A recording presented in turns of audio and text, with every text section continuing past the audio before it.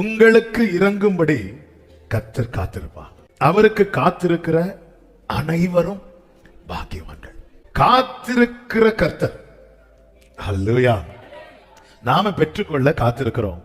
கர்த்தர் ஒண்ணு செய்யறதுக்கு காத்திருக்கணுமா? என்ன வரணும்? அவருக்கு பலன் வர காத்திருக்கிறாரா? ஆமே. நாம பலனடைய காத்திருக்கிறோம். ஆமா, எல்லாம் நாம காத்திருக்கிறதுக்கு நிறைய ரீசன் இருக்கு.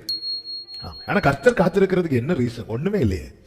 சகலமும் அவராலும் அவர் மூலமாயும் அவருக்காகவும். அப்படிதான் வேதம் சொல்லுகிறது. சகலமும் எல்லாமே அவருக்காக இருக்கிறது. ஆண்டவருக்கு எந்த காரியம் கைகூடி வராது. இன்னைக்கு நேரம் சரியில்லைன்னு ஆண்டவர் என்னைக்கு சொல்லி இருக்கிறார். அப்படி இருக்க இங்க வேதம் சொல்லுகிறது, உங்களுக்கு இறங்கும்படி கர்த்தர் காத்திருப்பாராம். அதே வசனத்துல சொல்லப்பட்டிருக்கிறது, அவருக்கு காத்திருக்கிற அனைவரும் பாக்கியவான்கள். காத்திருக்கிறவர்களுக்காக காத்திருக்கிற கர்த்தர். ஓசியா 3:3 கர்த்தர் தீர்க்கதரிசியை கொண்டு ஒரு வார்த்தை பேசுவார். அந்த வார்த்தை இப்படி, அநேக நாள் எனக்காக காத்திரு, உனக்காக நானும் காத்திருப்பேன். ஆண்டவர் சொன்ன வார்த்தை, எனக்காக காத்திரு, உனக்காக நானும் காத்திருப்பேன். தேவன் ஏன் காத்திருக்கிறார் என்று நமக்கு நல்லா தெரியும். ஆண்டவர் எல்லாவற்றையும் அதின் காலத்திலே நேர்த்தியாய் செய்வார்.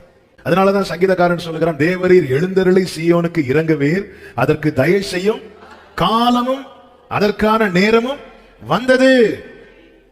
இங்கே சொல்லப்பட்டிருக்கிறது, கர்த்தர் காத்திருப்பார், இறங்கும்படி காத்திருப்பார், மனதிருகும்படி எழுந்திருப்பார் என்று.